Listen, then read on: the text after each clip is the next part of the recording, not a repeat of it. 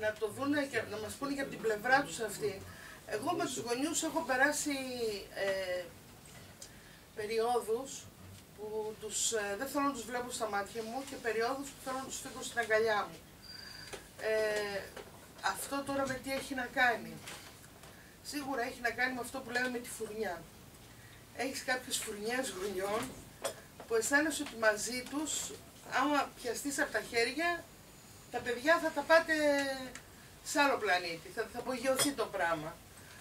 Και όντως έχει συμβεί, δηλαδή δεν μπορεί αυτή τη στιγμή να με βλέπει εμένα παιδί 20 χρόνια, να έρχεται ξέρω εγώ να τον κλαράσει, κυρία, και που να μην το ξέρει, που να μην φατσικά έχει αλλάξει και να σου λέει πράγματα από εκείνη τη σχολική χρονιά και λες, εσύ μπορεί και να μην θυμάσαι πλέον το όνομά του. Και αυτός να θυμάται και να σου λέει πράγματα. Αυτά τα ταξίδια μας με τους γονείς τα κάναμε. Δεν γίνονται από μόνοι μας. Υπάρχουν όμως περιπτώσεις που οι γονείς θα ρίξει και έκαναν σαμποτάζ, πώς το λένε αυτό που κάνεις. Δηλαδή εγώ χτίζω, εσύ γκρεμίζεις, κάτι τέτοιο. Και σαφέστατα υπάρχει και αντίθετη διαδικασία. Ο γονιός να θέλει το παιδί του να μάθει και να μην τον ενδιαφέρει χαρά και καρδιά. Ναι. Και ο δάσκαλος να προσπαθεί κάτι άλλο και ο γονιός να τον έχει έτσι, σφιχτό. Πάντως, στο πρόβλημα πιο πολύ με τους γονείς, γιατί πάντα η πρώτη συνάντηση είναι με τους γονείς. Οι γονείς μας παραδίδουν ένα παιδί το οποίο έχουν κρατήσει στην αγκαλιά τους και υπό την προστασία τους τουλάχιστον 5 χρόνια για τον υπηαγωγείο, συν για το δημοτικό. Εμείς πάνω εκεί χτίζουμε. Αν ο δάσκαλος πάρει ένα υλικό, τώρα μην φανεί άσχημο ότι το παιδί είναι ένα υλικό, ένα αντικείμενο που το παίρνουμε, εντάξει, μεταφορικά. Μία πλαστελινούλα που την έχει φτιάξει κάπως. Εμείς εκεί θα δουλέψουμε. Δηλαδή, ας πούμε, εγώ έχω ιδιαίτερο πρόβλημα, γι' αυτό το λέω ανοιχτά, με το ζήτημα των κανόνων στο σπίτι. Εγώ δουλεύω πάρα πολύ, θα το δει, το έχει πει και η τέτοια, συγγνώμη, η Αναστασία. Ο κανόνας δεν είναι καθόλου η Ιωάννα. Πιστεύω στην αξία του κανόνα πάρα πολύ. Καταρχήν ο κανόνας είναι πρόβλεψη, δηλαδή αυτό που είπε ο Ηλίας, αντί να φωνάζεις και να λες κάτσε, ξέρω εγώ, μη σηκώνεσαι, σκέφτεσαι από την αρχή, συμφωνούμε να βάλουμε κανόνα στην τάξη, δεν σηκωνόμαστε. Μήπως είναι απάνθρωπος, να μην μπορεί καθόλου το παιδί να σηκωθεί να ξεμουδιάσει. Μήπως, δηλαδή, αν σκεφτείς τους κανόνες που πρέπει να έχει για το σχολείο της χαράς και της καρδιάς, ήδη μπαίνεις μέσα σε μια κατάσταση του τι χρειάζεται το παιδί, ποιες είναι οι ανάγκες του, τι χρειάζεται όμως και η υπόλοιπη ομάδα, γιατί δεν μπορεί το κάθε παιδί με τις ανάγκες του να συμπεριφέρεται, δηλαδή πρέπει να βρίσκουμε τις χρυσές τομές. Και ποιες βέβαια είναι και οι στόχοι του σχολείου, και αυτό μέσα. Και να ξαναγυρίσω στους γονείς. Υπάρχουν πραγματικά πολλοί γονείς που δεν βάζουν καθόλου κανόνες. Δεν βάζουν κανόνες είτε με μια προοπτική laissez-faire, το παιδί να μην το πιέσουμε, το παιδί πρέπει να αποφασίσει. Το 5χρονο παιδί πρέπει να αποφασίσει τα πάντα. Αν θα βάλει μπουφάνι για να κρυώσει και να μην κρυώσει και μετά να τρέχουμε στον γιατρό να φοράει αντιβίωση, αν θα μάθει να δένει τα παπούτσια του ή θα κάνει έτσι δέστα μου και θα μάθει να είναι, δεν θα μάθει να αυτονομείται. Καταλαβαίνετε το πνεύμα της, πόσο μακριά μπορεί να φτάσει. Τώρα, γιατί δεν μπαίνουν κάποιοι κανόνες στο σπίτι? Παλιά μπαίναν από μόνο τους οι κανόνες, παλιά. Ξέρω εγώ, ας πούμε, στο 60, μπαίναν εκ των πραγμάτων. Θα γινόταν κάποια πράγματα λόγω φτώχειας, λόγω ένδυας. Εγώ θα πάω στο χωράφι, εσύ θα κοιτάς την κατσαρόλα που βράζει. Έμπαινε ένας κανόνας. Θα κάτσεις εδώ στην κουζίνα και θα βλέπεις. Και άμα κάποιος το φάει, θα σε δείρει ο παππούς σου. Γιατί δεν θα έχει να φάει όταν γυρίσει από το χωράφι. Προσπαθώντας να καταργήσουμε όλες αυτές τις αντιαυταρχικές παιδαγωγικές, περάσαμε στο άλλο άκρο. Στο άκρο που πάντα σκυλιά λέστε. Και εκεί λίγο λέω με τους γονείς, έχω σχέσεις αγάπης μίσους, γιατί τα παιδιά τελικά τους χαίρονται τους κανόνες πάρα πολύ. Και εγώ δεν χρειάζεται να πω στο μάθημα, το βλέπω το παιδί που είναι ανήσυχο και ξέρω ότι μέχρι εκεί είναι οι δυνάμεις του. Έχω κάνει το χώρο μου με τα μαξιλάρια και τον κοιτάω συνωμοτικά, ούτε μαλώνω ούτε τίποτα. Τον κοιτάω και λέω τι καταλαβαίνει αυτός, πάνε στα μαξιλάρια σου. Θα πάει στα μαξιλάρια του, θα τεντωθεί εκεί πέρα, δεν θα τεντώνεται μπροστά σε όλη την τάξη και θα κουνάει έτσι το διπλανό του. Θα το κάνει μόνος του, μπορεί να διαβάσει κανένα βιβλίο εκεί να έχει, έτσι και αυτός θα συμπεριφερθεί με σεβασμό στο σώμα του και στις αντοχές του και εμείς θα συνεχίσουμε να κάνουμε τις δράσεις μας. Και τα παιδιά δεν το βλέπουν αυτό σαν τιμωρία, το βλέπουν σαν κανόνα. Δηλαδή, όπως εγώ δεν μπορώ να περάσω με το κόκκινο, γιατί θα πέσω πάνω σου και μπορώ να σε σκοτώσω. Τι ξέρω, δεν μου αρέσει τα άλλο τέτοια. Είναι κάποιοι κανόνες που μας προστατεύουν και εμάς και τους άλλους. Προστατεύουν εμάς από τους άλλους. Όπως δεν θέλαμε δηλαδή, το παιδί μας να βγει έξω και να μην ξέρουμε ότι αν περάσει με τον Γρηγόρη θα είναι ασφαλές. Έτσι δεν θέλουμε και στο σχολείο να μην νιώθει ασφάλεια, συναισθηματική, σωματική, πολλά είπα. Δεν ξέρω οι γονείς αν θέλουν πρώτα να... Εγώ προτείνω να ανοίξουμε τη συζήτηση, ναι. να... Εγώ τα 17 λεπτά. Χαρούμε πολύ οτιδήποτε θέματα θέλετε να θέσετε. Σας προσέβαλα μήπως... Όχι, εγώ συμφωνώ ότι στο άγχος μας να μην τα καταπιέσουμε, να μην τους μιλήσουμε ψυχολογικά, έχουμε περάσει στο άλλο άκρο. Μπάντε σκυλιά λέστε. Ναι. Και νομίζω και τα βιβλία μας έχουν μπερδέψει τα ψυχολογικά πολύ. Και δεν ξέρουμε τι να κάνουμε. Οι ψυχολόγοι πολλές φορές είναι διχασμένοι μεταξύ. Δηλαδή υπάρχει ένα πρόβλημα, μπορεί να πάει σε έναν ψυχολόγο και κάποιος άλλος να σου πει κάτι άλλο. Δηλαδή πάλι υπάρχει διχασμός. Εγώ πιστεύω πάλι ότι το βιβλίο, δηλαδή με μια ματιά που το είδα τώρα, το είδα και αμέσως το είδα από την όψη του γονιού. Δηλαδή τι θα μπορούσα να κάνω εγώ με το παιδί μου στο σπίτι.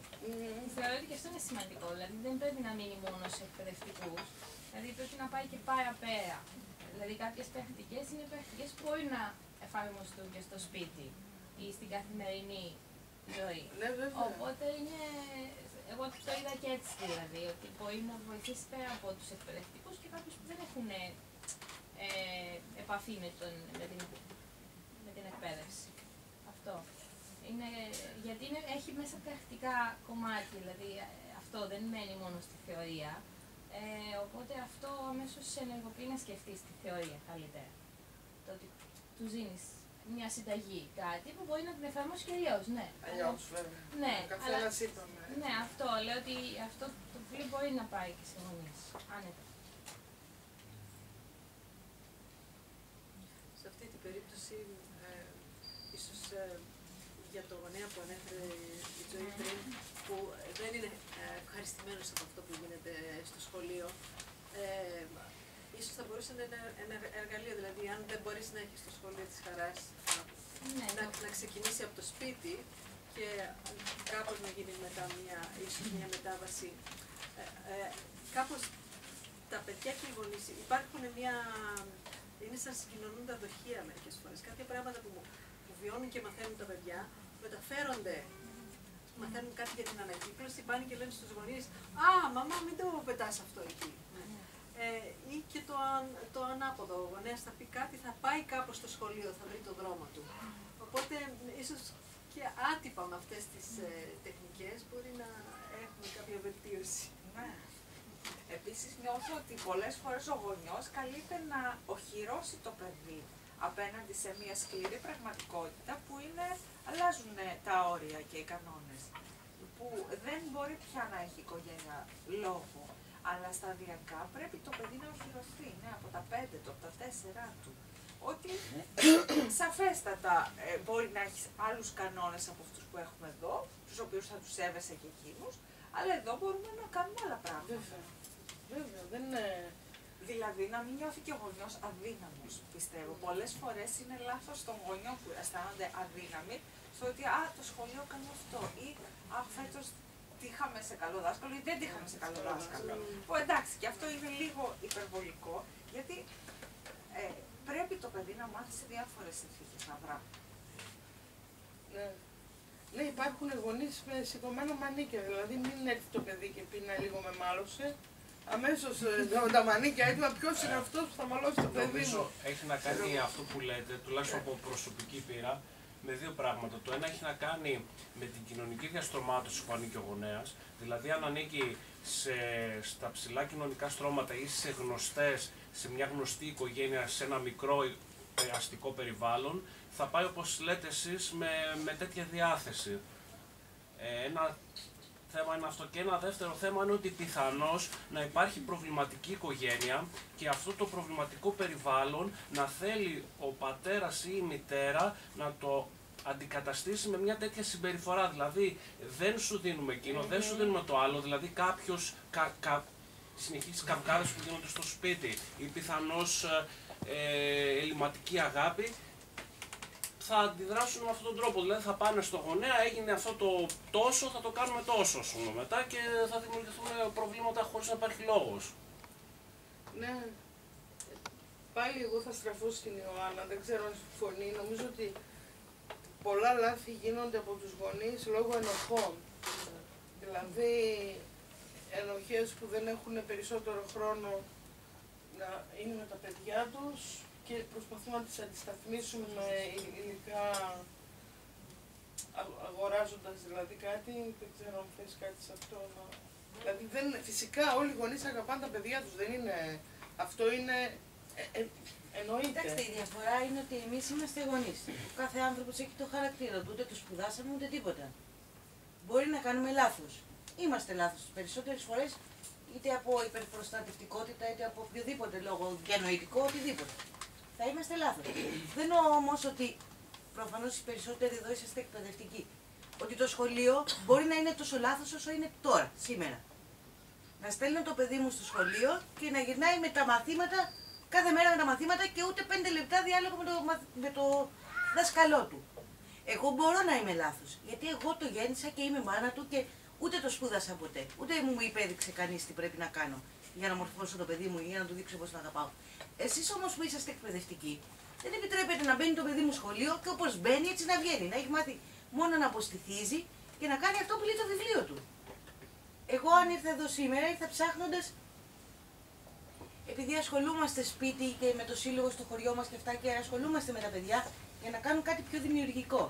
Και επειδή δεν είμαστε καθόλου ευχαριστημένοι με τον τρόπο που γίνονται τα μαθήματα στο σχολείο δυστυχώς και επειδή ο δάσκαλος μας είπε ότι έκθεση, ξεχάστε το, δεν υπάρχει ώρα, δεν θα κάνουν τα παιδιά.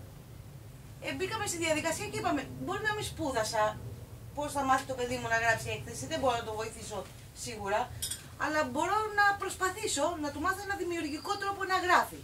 Ξεκινώντας να βρω κάποια βιβλία για δημιουργική γραφή, μάζεψαμε και μερικά παιδιά ακόμα εκτός από τα δικά μου και είμαστε γύρω στα 10 παιδιά που θέλουμε να τα φέρνουμε σε ένα σπίτι και να ασχοληθώ εγώ προσωπικά, όχι να τα μάθω κάτι, να τους κάνω κάτι δημιουργικό. Και ψάχνοντας τη δημιουργική γραφή έφτασα και σε αυτό το βιβλίο. Και κατά τύχη είδα ότι σήμερα γίνεται η παρουσίαση και λέω ας πάμε, γιατί δεν έχω εμπιστοσύνη στον εαυτό μου και νιώθω ενοχές που θα ασχοληθώ με παιδιά που δεν ξέρω αν μπορώ να τους προσφέρω πράγματα, μπορεί να τους κάνω και κακό. Καλύτερα να έχω ένα βιβλίο να με βοηθήσει να το πάρω έστω και κατά γράμμα, αν δεν μου κόβει να κάνω κάτι άλλο, τουλάχιστον να νιώθω ότι δεν έκανα κάτι που τα πλήγωσε, που δεν θα τους βγει σε καλό. Και συνδυάζοντας το ένα με το άλλο φτάσαμε εδώ σήμερα. Αλλά προσωπικά ναι, πιστεύω ότι μπορεί σαν γονιός να κάνω οτιδήποτε λάθος. Όχι ότι μου συγχωρείτε, σαν εκπαιδευτική όμως αυτό το πράγμα που κάνει το σχολείο είναι τραγικό. Είναι πολύ τραγικό. Ας να ξεχωρίσουμε ότι δεν είναι εκπαιδευτική, δηλαδή εκπαιδευτική είναι και το σύστημα. Το σύστημα, μπράβο. Είναι υποχρεωμένοι να ακολουθήσουν ένα πρόγραμμα και είπατε αν θα κάνω κάτι κακό. Πόσο κακό μπορείτε να κάνετε περισσότερο από το ότι πρέπει να μάθουν ας πούμε τους Ρωμαίους στρατιώτες που πολέμησαν στην τάδε εκστρατεία, πρώτη σειρά, δεύτερη σειρά, ονόματα και διευθύνσεις. Δηλαδή έχουμε φτάσει σε τόσο ανοησία, ναι, πραγματικά το εκπαιδευτικό σύστημα που νομίζω ότι πιο πάτος δεν υπάρχει, όχι για να πω ότι εσείς θα πάτε στο μάθημα. Οπότε μια που μας έδωσε την ευκαιρία, ένα σχολείο στάνταρ για μένα είναι ένα σημερινό σχολείο. Δεν έχω μπάλα, όλες ο γυμναστής τις παίρνει και δεν τις δίνει. Ναι, τις κλειδώνει. Ακριβώς. Ή κάποια παιδιά που έφεραν στην αρχή, τους ξεφούσκωσαν οι μπάλες και χαλάσαν και ο παπάς είπε δεν θα σου ξαναδώσω μπάλα στο σχολείο και τα λοιπά. Και παίρνω ένα χαρτί ανακύκλωσης, παρακαλώ, χρησιμοποιημένο και δημιουργώ μία μπαλίτσα. Έχουμε φτάσει στα 17 λεπτά που εγκεφαλικά πλέον οι συνάψεις σου λένε hello, κάνε κάτι διαφορετικό και παίρνω μία μπάλα και την πετάω με μία λέξη μαζί, πετώντας την μπάλα πετάω και τη λέξη στο παιδί που εκείνο θα πρέπει να βρει μία σχετική λέξη, συνειρμικά δηλαδή, ό,τι του έρθει στο μυαλό και να την πετάξει πάλι μπάλα και λέξη σε κάποιον άλλον, όποιον βλέπεις, οποιονδήποτε, καλύτερα σε έναν άγνωστο εδώ τώρα πώς είμαστε. Και αν κάποια στιγμή φτάσει η μπάλα κάπου που κόλλησε το μυαλό και δεν υπάρχει λέξη, επιστρέφει σε μένα. Ή αν χτυπήσω παλαμάκια, πάλι επιστρέφει σε μένα. Όποιος την κρατάει εκείνη την ώρα, επιστρέφει σε μένα. Εντάξει, έτοιμοι. Φακές. Κασολά.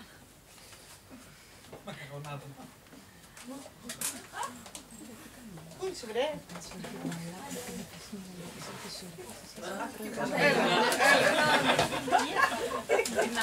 Οκ, ήρθε σε μένα λοιπόν. Εντάξει. Ωραία. Πάμε. Κέρκυρα. Ομαδικά.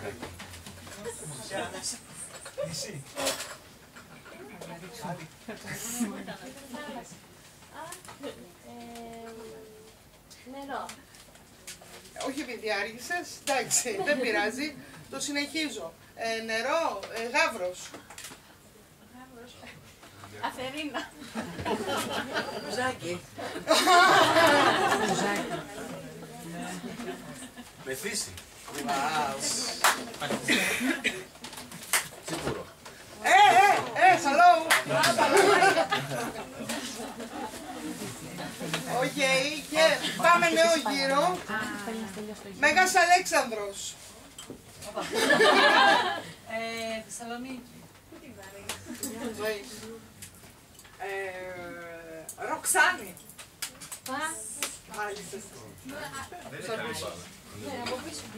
Δεν είναι ανακυκλωμένη. Ροξάνη. Παυλαία. Απόστολος. Παύλος. Πέτρος.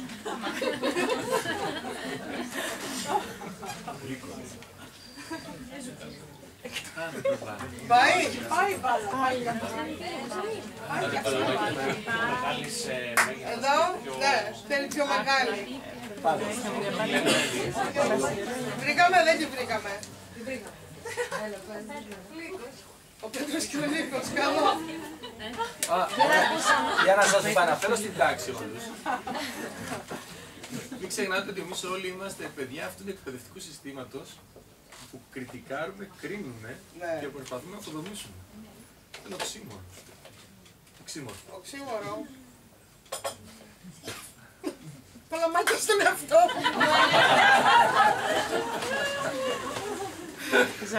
Οκ, σωστό. Οξύμορο, ναι.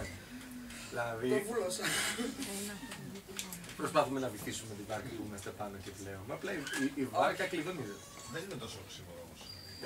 Έχει μια... Ποια έννοια. Εγώ θυμάμαι, επειδή αναφέρθηκε πάλι ο όρος παραδοσιακός δάσκαλος, και προσπαθώ να προσδιορίσω ποιον εννοούμε παραδοσιακό δάσκαλο. Με την έννοια ότι και εγώ ως φοιτητής πριν από 20 χρόνια περίπου, άκουγα για αυτόν τον παραδοσιακό δάσκαλο όταν φοιτητής. Και αναρωτιόμουν και τότε ποιος είναι αυτός ο παραδοσιακός δάσκαλος. Αν λοιπόν έχουμε με τα ίδια κριτήρια τον παραδοσιακό δάσκαλο τον πριν 20 χρόνια με τον παραδοσιακό δάσκαλο του σήμερα και έρχεται στο μυαλό μας το ίδιο πράγμα, σημαίνει ότι δεν έχει αλλάξει τίποτα απολύτως στο εκπαιδευτικό σύστημα. Στην εκπαίδευση, στο ελληνικό εκπαιδευτικό σύστημα. Και είναι τραγικό βέβαια, αν συμβαίνει κάτι τέτοιο. Κατά τη γνώμη μου δεν συμβαίνει κάτι τέτοιο βέβαια. Οπότε πάλι προσπαθώ να διακρίνω τα κριτήρια. Πώς χαρακτηρίζουμε κάποιον παραδοσιακό δάσκαλο του τότε, πώς χαρακτηρίζουμε σήμερα. Και σε κάθε περίπτωση, μια και αναφέρθηκε και η κυρία ως γονιός, σε δασκάλους ή στο εκπαιδευτικό σύστημα, όπως είπατε και εσείς, ποιον θεωρούμε τελικά καλό δάσκαλο ή ποιον θεωρούμε παραδοσιακό δάσκαλο? Με βάση ποιο μοντέλο? Το μοντέλο που έχουμε εμείς πλάσει στο μυαλό μας, το μοντέλο που ξέρουμε από κάποιες άλλες χώρες, ενδεχομένως αμφισβητήσιμο βέβαια και αυτό. Ή ποιος είναι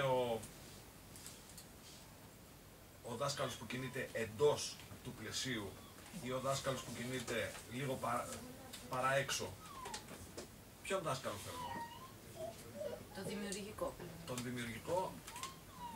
Με ποια έννοια? Αυτό προσπαθώ να το Αυτό που μπορεί να σεβαστεί ότι ναι, μεν έχει 20 παιδιά με συντάξει, δεν έχουν όλα τις ίδιες ικανότητες και να εμφυσίσει στο κάθε ένα αυτό που πραγματικά έχει το ξεχωριστό το κάθε παιδί. Δεν γίνεται αυτό πλέον. Μάλλον δεν γινόταν ποτέ.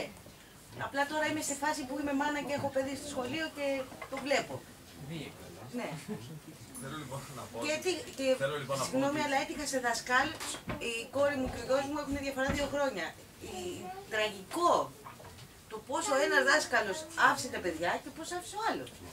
Ισχύει αυτό που είπατε πριν. Το σχολείο της χαράς και της καρδιάς, το είπανε και πριν, δεν υπάρχει. Τουλάχιστον στην Ελλάδα. Μπορεί να υπάρχει σε ένα βαθμό, σε κάποια μικρά σχολεία απομονωμένα, σε σχολεία που έχουν ελάχιστους εκπαιδευτικούς.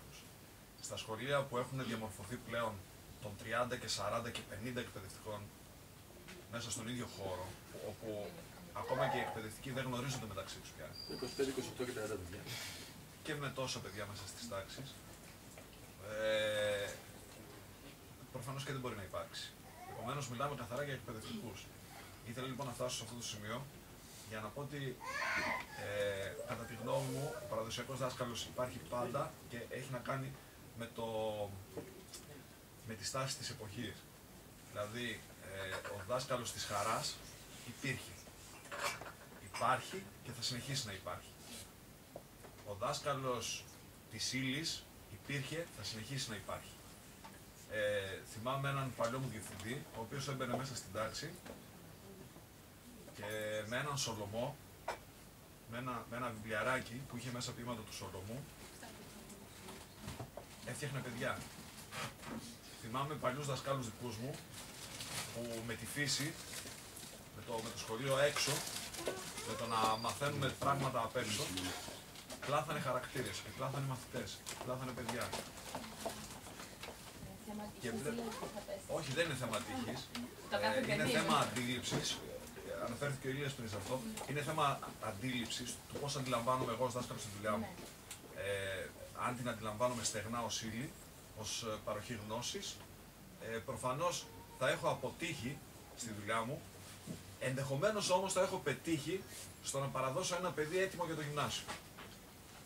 Και αντίστοιχα ο καθηγητής ενδεχομένως έτοιμο για το πανεπιστήμιο με τους όρους, καταλαβαίνετε τι θέλω να πω έτσι, με τους όρους του εκπαιδευτικού συστήματος. Υπάρχει λοιπόν και εκεί ένα δίλημμα. Έβαλες ένα κριτήριο τα μικρά σχολεία που το θεωρώ πάρα πολύ σημαντικό. Τα μεγάλα σχολεία είναι εξορισμού αποτυχημένα, σε οτιδήποτε κάνουν, εξορισμού. Και έβαλες ένα θέμα, ο δάσκαλος αν το αντιληφθεί, όμως γιατί πρέπει ο γονιός και η κοινωνία να επαφίεται στην αντίληψη του δασκάλου? Γιατί όταν εγώ τώρα κάνω αξιολόγηση το πρόγραμμα της μουσικής και αυτά που βλέπω ότι γράφει μέσα το πρόγραμμα που είναι και η μουσική, δηλαδή είναι ένα μάθημα που υποτίθεται δεν είναι εξεταζόμενο πανελληνίως στο Λύκειο και όλα αυτά, έχεις και περιθώρια άλλα, αλλά και ένα μάθημα που προσφέρει πολλές δυνατότητες για επικοινωνία και για χαρά και για συνεργασίες που λέγαμε πριν, και διαβάζω την ύλη και να τριχιάζω. Και λέω, γιατί πρέπει αυτό το πράγμα δηλαδή? Και πόσο θα αφήσει ένας δάσκαλος που θέλει, γιατί θα έρθει και ο σύμβουλος με στην τάξη να τον δει, πόσο μπορεί ο ίδιος να καταλάβει ότι αυτό το πράγμα δεν είναι καλό, ούτε για τα παιδιά που θα διδάξει, ούτε για τον ίδιο να τον βάλει να τον προχωρήσει. Μίλησες για χαρακτήρα, είπες ότι μέσα από το Σολομό έπλασε χαρακτήρες. Άρα βάζεις τα ζητήματα, όμως αυτά τα ζητήματα δεν μου τα βάζει εμένα η εκπαιδευτική πολιτική που υπηρετούμε. Τα έχει αφαιρέσει, όχι μόνο δεν τα βάζει. Και τι κάνετε Γράφει γι' το αυτό? Σύνταγμα για την παιδεία. Και τι κάνετε γι' αυτό? Δηλαδή όταν έχετε ένα βιβλίο μπροστά που δεν σας καλύπτει και λέτε ότι αυτό, όπως είπατε πριν, δεν είναι καλό. Τι θα κάνω εγώ, τι θα διδάξω? Ποιος ο ρόλος σας εκεί? Προσωπικά το αφήνω στην άκρη. Μπορώ να το πω. Τι εννοείτε ότι τα αφήνετε στην άκρη? Την ύλη που σας λένε ότι πρέπει να την κάνετε, την αφήνετε στην άκρη? Το βιβλίο είναι άλλο. Το βιβλίο άλλο πράγμα είναι. Ο τρόπος που το λέει το βιβλίο, αυτό αφήνει στην άκρη. Είστε πρωτοβάθμια όμως, δεν είστε δευτεροβάθμια που έχει πανελληνίως εξεταζόμενα?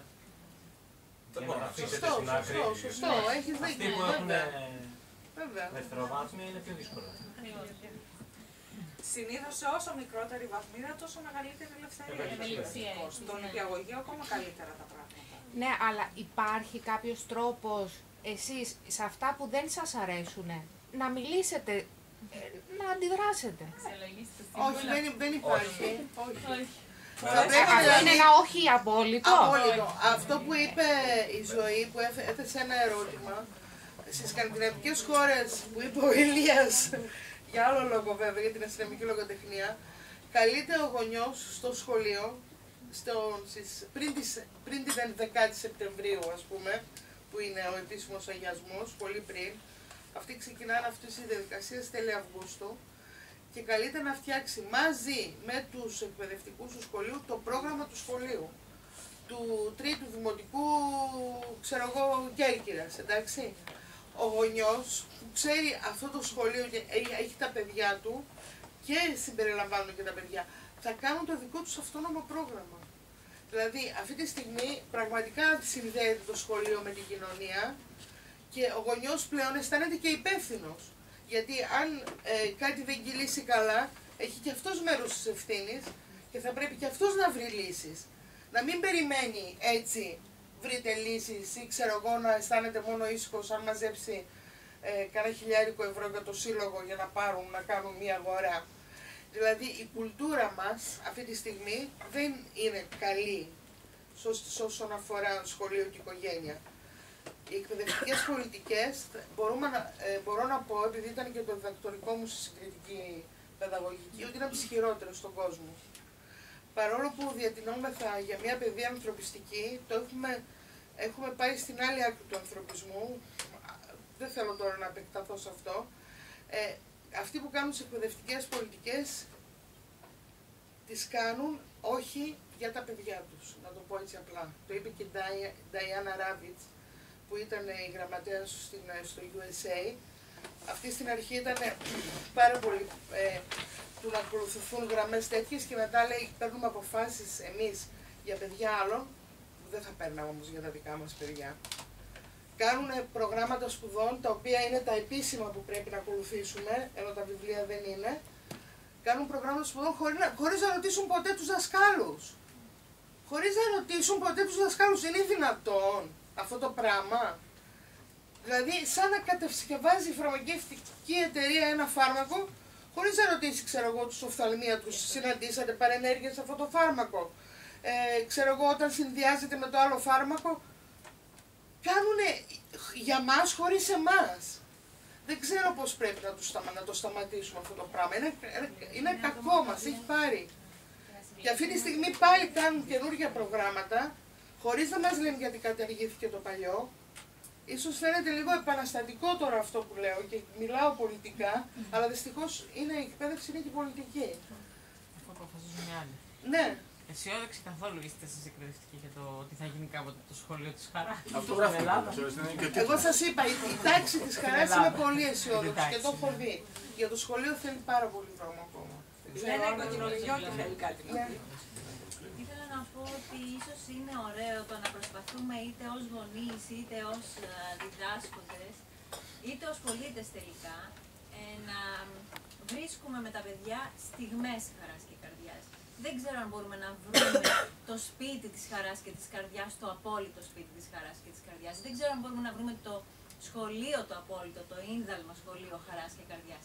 Αυτό που μπορούμε να προσπαθούμε είναι να έχουμε πολλές στιγμές χαράς και καρδιάς.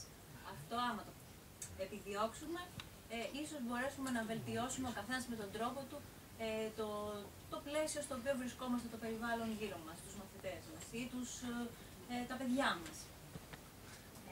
Αυτό ήθελα εκεί να σταθούμε περισσότερο. Και εγώ θα ήθελα να πω ότι πολύ σημαντικό για τη σχέση γονιών και εκπαιδευτικών. Εγώ είμαι γονιός και από τη μικρή μου εμπειρία με δασκάλους έχοντας ένα κοριτσάκι 5,5 χρονών, είναι να έχουμε εμπιστοσύνη στο σύστημα αλληλοτροφοδότησης, οικογένεια, σχολείου. Κάτι που θα παρατηρήσει ο δάσκαλος, που θα καταλάβει που όλοι το κάνουν, καταλαβαίνουν, είναι σαν να μπαίνουν στο σπίτι μας, στην οικογένειά μας, να το ακούσουμε, να φύγει μια μικρή ντροπή ότι όχι μας κατάλαβε αυτό το λάθος, μια δυσκολία ένταξης του παιδιού στην ομάδα, να το δουλέψουμε, μετά να του το πούμε την άλλη εβδομάδα, να δούμε πώς άλλαξε στο σχολείο κάτι, θα μας το ξαναπεί αυτά τα 3 λεπτά, όταν το παίρνεις το παιδί, κάποια άλλη στιγμή που θα τον πάρεις τηλέφωνο. Αυτό το σύστημα θεωρώ πρέπει ο εκπαιδευτικός να καταλάβει, τους γονείς της οικογένειας που έχει εκείνη τη χρονιά μαζέψει, πώς θα τους βοηθήσει, τι στοιχεία θα πάρει και θα δώσει.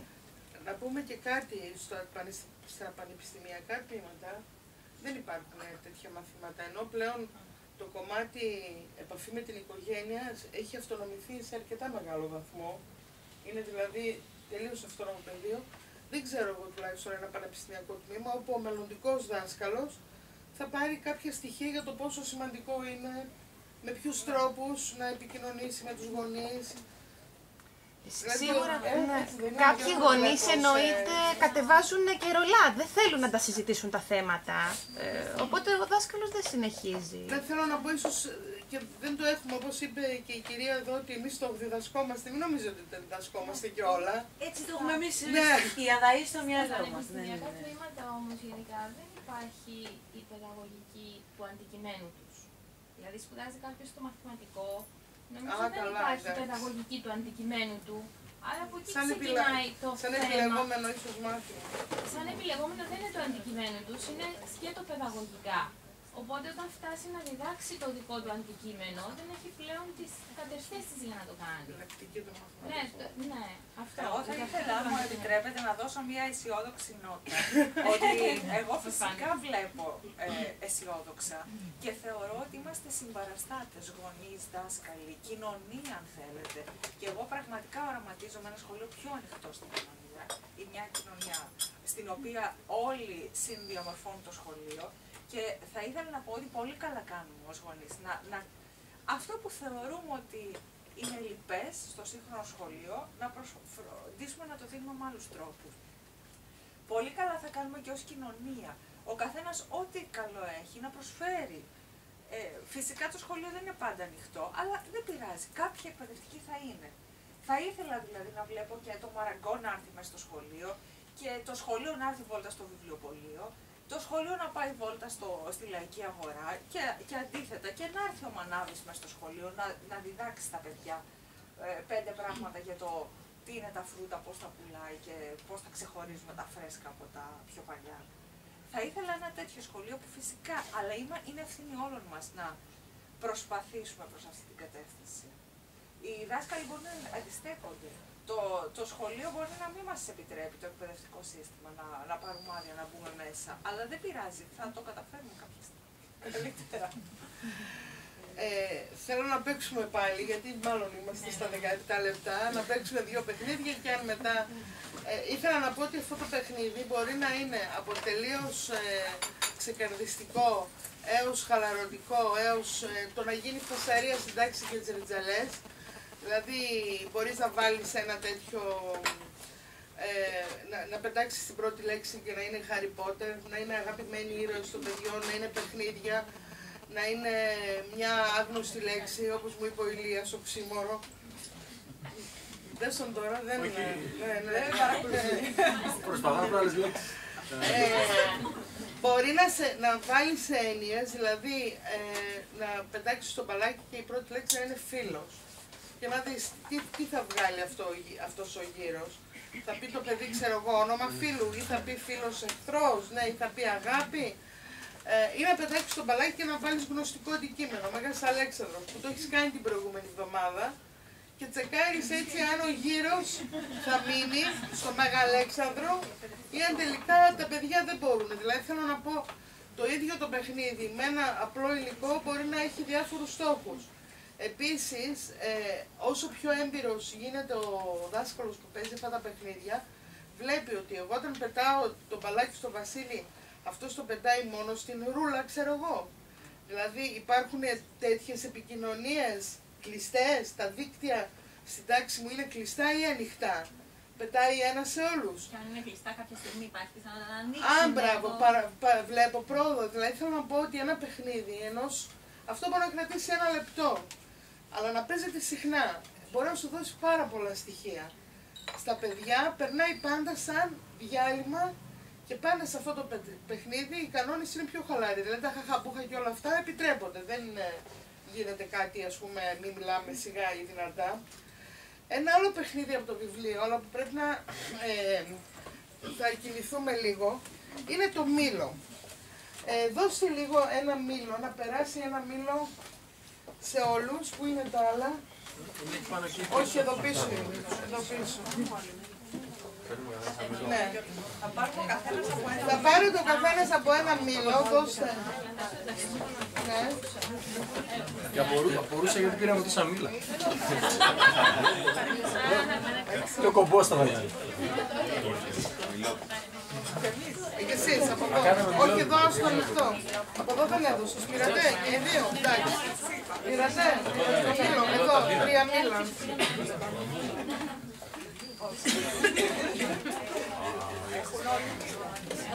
Ωραία. Τώρα αυτό είναι το μήλο σας. Είναι το μήλο σας. Προσέξτε, μη σας πέσει όπου σας έπεσε το χαρτί προηγουμένως. Τώρα κλαίει το καημένο το χαρτάκι από εκεί κάτω. Λοιπόν, είναι το μήλο σας. Θέλω έτσι να το ζεστάνετε καταρχήν. Ωραία, και θέλω τώρα να γνωριστείτε. Μην νομίζετε ότι το μέλλον δεν μιλάει και δεν μπορεί να σας ρωτήσει πράγματα για σας. Εγώ θέλω να γνωριστείτε και κυρίως να το δείτε από παντού. Πώς είναι, τι χρώματα έχει, είναι πουθενά χτυπημένο, έχει κανένα σημάδι. Δεν ξέρω και αν πόνεσε εκεί που χτύπησε. Κοτσάνι έχει. Μυρίζει.